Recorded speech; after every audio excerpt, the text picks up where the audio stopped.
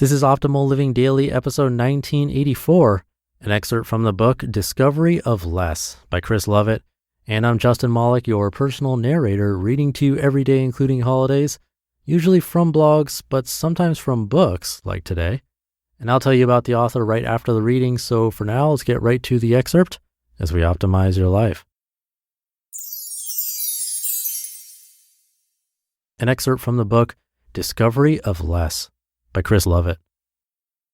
Cars climbed their way up through each well-manicured block and paused at crossings before straining to pull away up the next hill. Every now and then we heard a scrape of a front grille grinding on the cement as cars made their way down the peaks. We didn't see many others walking up these streets. There were no famous landmarks or big hotels attracting visitors to this part of town. The steep hills between Castro and the Mission districts prompted people to take other forms of travel. As the strolling went from relaxing to a workout, I began to understand why they'd take the tram or jump in their cars. Red and green sweet shade trees had been planted symmetrically on each side of the road. They were in full bloom and their leafiness stretched over parked cars and wide sidewalks. They'd been placed with precision urban design in mind, no sign of roots or any pavement cracks. Hints of orange and jasmine aromas struck me through the air as I strolled past. We let a couple of cars go before we strode confidently across the crosswalk, knowing which way to look to safely make our way. Each block looked similar, but as I crossed 23rd Street, more bright colors appeared in my periphery and grabbed my attention. "Hold up a sec," I said to Haley. "There's something down the street." We took a right and started to walk down another tree-lined village in the city. More beautiful 4- and 5-bedroom houses stretched up and out. The sidewalks were pristine, and the trees again cut the concrete with their shade. One in the distance caught my eye. This one tree was different. It didn't hang the same way as the others. From this distance, it looked like there was something in or on it. My pace quickened, and I saw hundreds of pieces of pink, blue, yellow, and white paper hanging from the branches. I wondered if there was a celebration of some sort and a local resident had decided to decorate this tree, only this tree. Closer and closer with each step, the colors became more vivid, and more detail of the contents of the tree revealed itself. The bits of paper had writing on it. I took one in my hand.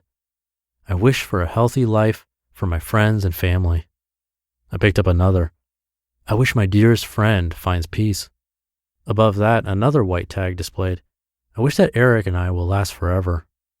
Down this quiet street, away from the hustle and bustle of San Francisco life, was a No Valley wishing tree, standing alone, independent, strong and elegant. Haley and I spent the next 10 minutes reading out the written wishes. "I wish I'll finish school and marry the love of my life. I wish for confidence. I wish for inner peace for me and my wife. Freedom for dreamers. I wish for love and no wars. I wish I was Beyonce." At the base of the tree was a small black chalkboard that read, "Make a wish," in white lettering with a heart in the corner. Next to the sign was an empty glass jar. I picked up the jar and showed Haley whilst at the same time pulling a sad clown face. There were no more markers to be seen and all the tags had been used up. "I wish there was more stationery," I said to Haley with a fake laugh. The tree looked as if it had around 500 tags on it already, each one with its own individual wish. Some were humorous, a few ineligible, but most were poignant and humble. A lot of people had spent some time here thinking about their personal contribution to the world. The tags on the side of the tree facing the road had started to fade in the sun. The tree was an idea by a 3-year-old who lived in the house opposite. Apparently, the infant kept making lots of wishes indoors, so her mom told her to put some of them on the tree outside their home. The first wish on the tree from the child was apparently asking for a giraffe. Why not aim high, right? Pretty soon after, the family put out a jar with tags, ribbons, and markers and prompted neighbors to write their own wishes. By the end of day 1, 12 wishes were attached. It looked like most people in and around the neighborhood had taken part, and maybe taken a souvenir pen as well.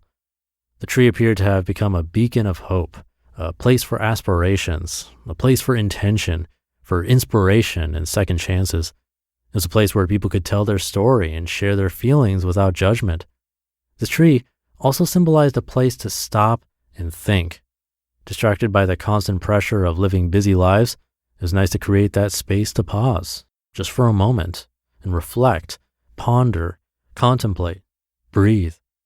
I was disappointed that we were not able to leave our mark on this neighborhood in the hope of inspiring anyone who read our tag, but equally as happy to have experienced it. Sometimes going slightly off track can add some positive surprises.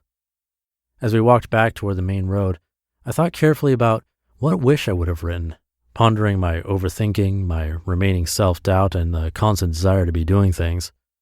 I wish I could stop thinking about work, I thought, what I may or may not be missing out on, or what job to do next.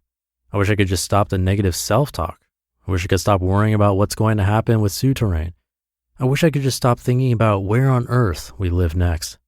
I wish I could just stop the mental clutter and the overthinking. I wish I could just stop.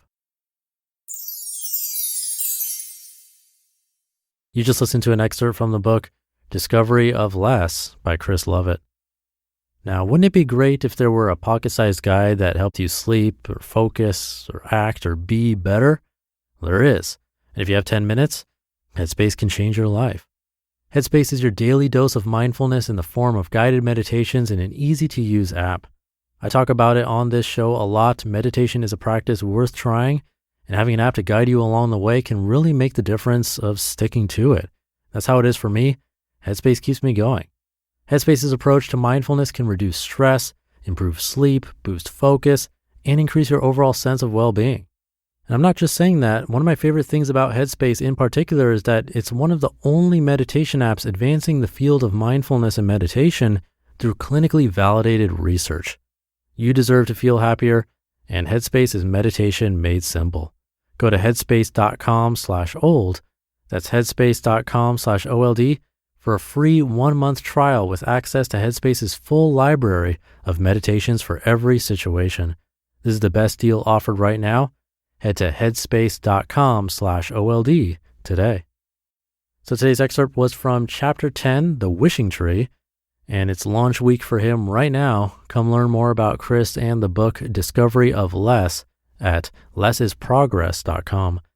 It's a true story of one person's humorous journey of trying to let go of everything he ever owned and walk away from security and a stable career to live a simpler life.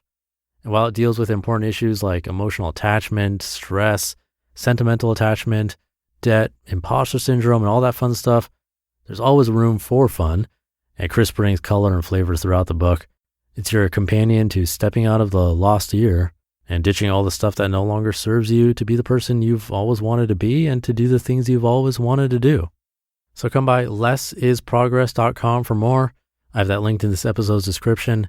And thank you to Chris for the excerpt and for being a regular author here on this show. But that should do it for today. Hope you're having a great day, and I'll be back tomorrow as usual, actually with another book excerpt where your optimal life awaits.